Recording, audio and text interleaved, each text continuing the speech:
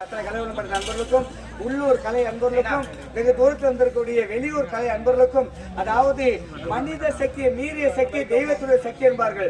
அப்படிப்பட்ட தெய்வத்துடைய பரிபூர்ணமான அருளானது கிராமத்திற்கும் கிராம மக்களுக்கும் முழுமையாக கிடைக்க வேண்டும் என்ற மனதில் கருதி, அது எந்த ஆலயமாக இருந்தாலும் சரி, அது சின்ன கோவிலோ பெரிய ஆலயமோ, எந்த கோவிலாக இருந்தாலும் கோபுரம் இல்லாத கோவில்களை கட்ட வேண்டாம். கோவில்கள் இல்லாத ஊர்களில் மனிதர்கள் யாரும் குடி புக வேண்டாம். இது சான்றோடைய வாக்கு என்பார்கள். அப்படிப்பட்ட அற்புதமான முறையில் நமது கிராமத்தை தோன்றியக்கூடிய முழு முதற் கடவுளாக திகழக்கூடிய பொதுவாகவே 12 ஆண்டுக்கு ஒரு முறை நிச்சயமா எந்த கோவிலா இருந்தாலும் அஷ்ட பந்தல விழா சொல்லக்கூடிய மகா கும்பாபிஷேக விழா. அந்த விழாவிட கண்டிப்பா எந்த கோவிலா இருந்தாலும் செஞ்சே தீரணும். அது முன்னோர்களுடைய வாக்கு என்பார்கள். ஏனென்றால் 100 முறை ஒரு கோவிலுக்கு போயிட்டு நம்ம தரிசனம் செய்து சாமியை கிடைக்கக்கூடிய புண்ணியத்தை அஷ்ட பந்தல விழா, நன்னீராட்டு விழா, மகா கும்பாபிஷேகம் சொல்லுவோம் பார்த்தீங்களா, அந்த கலசத்துடைய நீரானது அந்த தலைமையில பட்டாக்கா 100 முறை போய் சென்று வர அந்த பதிபக்தியானது ஆடி வந்தவர்களுக்கு எந்த விதமான இல்லை என்று சொல்லாமல் நாடக கலைஞர்களையும் நாடக கலையையும் வாழ வைத்துக் கொண்டிருக்கும் தெய்வ திரு சிவா அவருடைய வளர்ப்பு மகனாக திகழக்கூடிய டாக்டர் டி ஆனந்தன் அவர்களை தங்கள் சார்பாக இந்த புனிதமான நேர கௌரவமாக வரவேற்கிறோம் என்று வணக்கம்.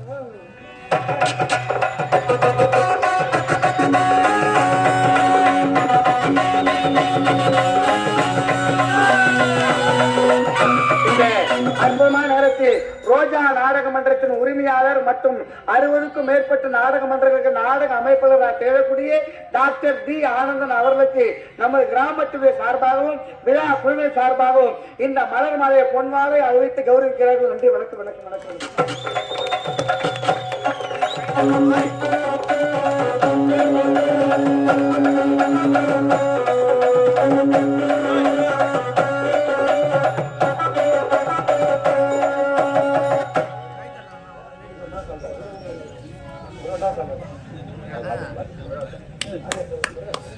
அதை தொடர்ந்து எங்கள் ரோஜா நாடக மன்றத்தில் 16 நடிகர்களுக்கும் முன் வழிகாட்டியாக திகழக்கூடிய இந்த கலை மீது அளவிலா பற்று கொண்ட ரோஜா நாடக மன்றத்துடைய கலை தூணாக திகழக்கூடிய ரோஜா நாடக மன்றத்தின் ஆசிரியர் பொறுப்பில் இருக்கக்கூடிய ஆர் பிரகாஷ் ஐயா அவர்களை தங்கள் மூலமாக வரவேற்று இந்த மலர் மாலை பொன்மாலை அழைத்து கௌரவிக்கிறார்கள்.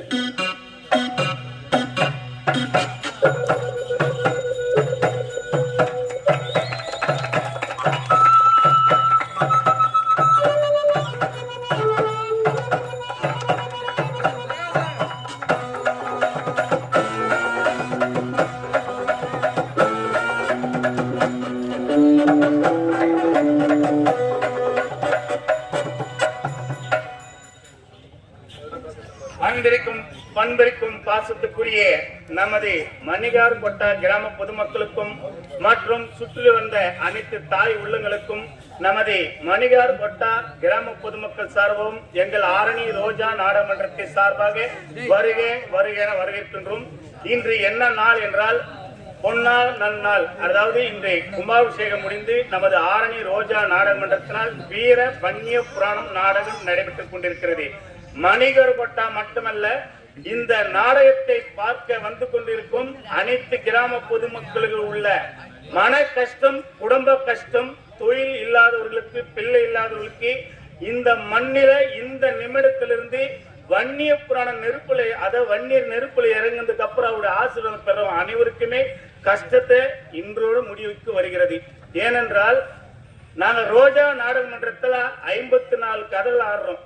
எல்லா கதையுமே பாத்தீங்கன்னா ஒரு குடும்பத்துல நாவல்ஸுக்கு ஆடுவோம், புராண கதை, பக்தி கதை, எல்லா கதையும் ஆடுவோம். 100ல ஒரு ஆட்டம், கோடியில ஒரு ஆட்டம். அந்த மண்ணுக்கு அந்த அமைப்பு இருந்தால் மட்டும்தான் வீர வன்னிய புராண நாடகத்தை நடத்த முடியும். எத்தனை லட்சம் எத்தனை கோடி எட்டி கூட கோவில் கும்பாபிஷேகம் பண்ணாலும் இந்த தலைமுறையில, இந்த நாட்டாமத தலைமுறையில இன்னார் தலைவர் மூலியமா தான் வன்னிய புராண நாடகம் நடைபெறணும்னா அது 2025ஆம் ஆண்டு மணிகார் கொட்டால இது மூலியமா இது சுத்து வட்டாரம் உள்ள கிராம பொதுமக்கள் அனைவரும் இந்த நாடகத்தை கண்டுகளிக்கணும். பல குடும்பத்தில் உள்ள பிரச்சனைகளே குழந்தை இல்லாதவங்க மைனா வேண்டிக்குங்க. இது சாதாரண கதை இல்ல.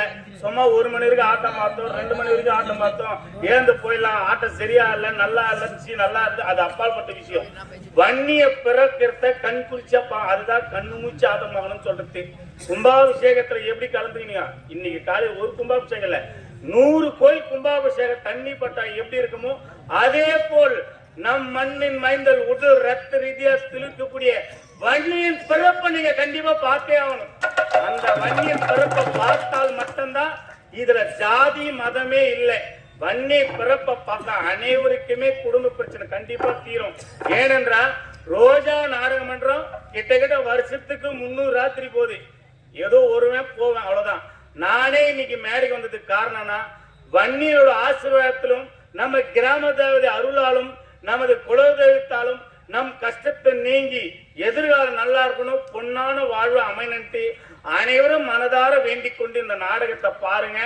தயவு செய்து வன்னி புராணத்துல சிறு குறைகள் இருந்தாலும் உங்க வாயால அதை குறை சொல்லிடாதீங்க. ஏன்னு கேட்டீங்கன்னா, அதாவது நம்ம குலதெய்வம் சொல்லுவாங்க, குலதெய்வத்தை நம்ம சபிச்சா குலநாசம் பேர் வரும். அதே போல வன்னி நாடகத்துல ஏதோ எங்களால முடிஞ்ச அளவுக்கு நாங்க கற்பனை கேட்டாலும் நடத்துறோம்.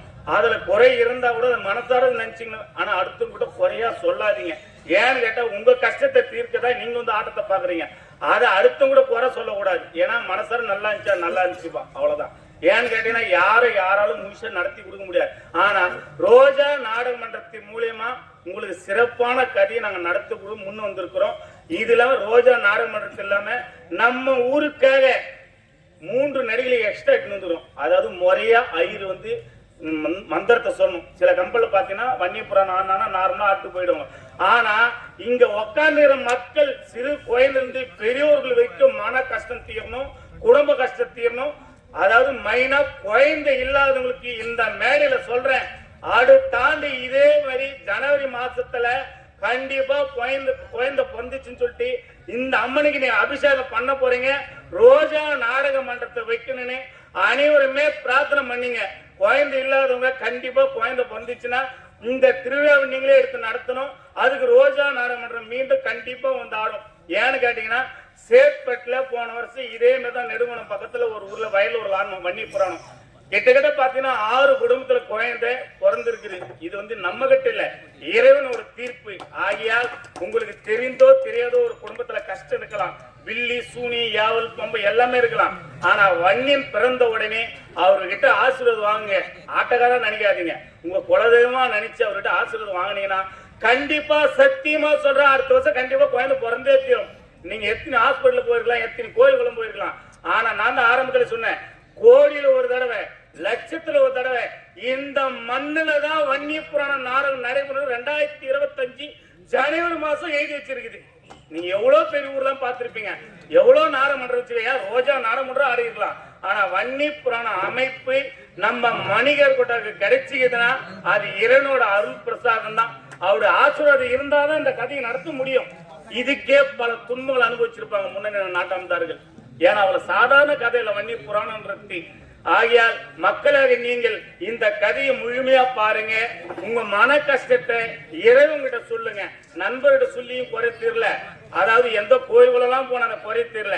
ஆனா வன்னி புராணம் பார்க்கறதுக்குன்னு மணிகா கோட்டா மண்ணுல உட்காந்துப்பார், அப்பவே உங்க கஷ்டங்கள் குறைய ஆரம்பிச்சிச்சு. ஆகையால் மக்களாக நீங்களும் பக்தர்களாகிய அவரும் நாடக கலை ரசிகர்கள் அனைவரும் எங்கள் ரோஜா நாடக மன்றத்தை நடத்தக்கூடிய வீர வன்னி புராணத்தை பார்த்து அவருடைய அருள் பெற்று உங்கள் குடும்ப கஷ்டங்கள் நீங்கி குழந்தை இல்லாதவங்களுக்கு குழந்தை பிறக்கும், கண்டிப்பா வேலை வாய்ப்பு இல்லாதவங்களுக்கு கண்டிப்பா வேலை கிடைக்கும். ஆனா எதை செஞ்சாலும் மனசார நம்பி செய்யணும்.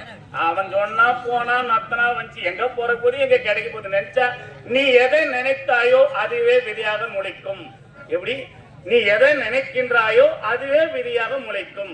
நமக்கு புள்ள பிறகு நினைச்சா கண்டிப்பா புள்ள பிறகும், வேலை கண்டிப்பா கிடைக்கும் நினைச்சா கண்டிப்பா கிடைக்கும், குடும்பம் நல்லா இருக்கும், ஒற்றுமையா இருக்கும், அண்ணன் தம்பி குடும்பம் நல்லா இருக்கணும், கட்டம் மனைவி கணவன் ஒற்றுமையா இருக்கணும்னு நினைத்தால் கண்டிப்பாக நடக்கும். இதை 100ல் ஒருத்தர், லட்சத்தில் ஒருத்தர், யாராவது ஒருத்தர் இந்த நாடகத்தை பார்த்து எண்ணி 48வது நாள்ல உங்க நாட்டாமர்கிட்ட சொல்லுங்க, ரோஜா கம்பெனி ஓனர் ஆனந்த் சொன்னதை போலவே என் குடும்பம் நல்லா இருக்குதுப்பா, என் மனைவி கரு தெளிச்சிருக்கிறா, என் பிள்ளைக்கு வேலை கிடைச்சிச்சு, சந்தோஷமா இருந்து கண்டிப்பா சொல்ல போறீங்க. இதே மண்டலாபிஷேக நாளத்துக்கு என்கிட்ட தான் வர போறாங்க. அதற்குள்ளாக கண்டிப்பா நல்லது நடக்கும். மனசார நம்புங்க. நம்பிக்கை தான் வாழ்க்கை. இறைவன் எங்கும் இல்ல, நம்ம கோயிலா கட்டிருக்க சிலைக்குள்ள இல்ல. அதாவது இங்கிருந்து திருநள்ளாறு போறோம், திருப்பதி போறோம், எங்க இல்ல, தனக்குள் தான் இறைவன் இருக்கின்றான். எங்க இருக்கிறான்? தனக்குள்ளதான் உயிர் மூச்சா உடலா இருப்பவன் இறைவன். அந்த இறைவன் கிட்ட நீ எதை நினைக்கின்றாயோ பரிசுத்தமா நினை.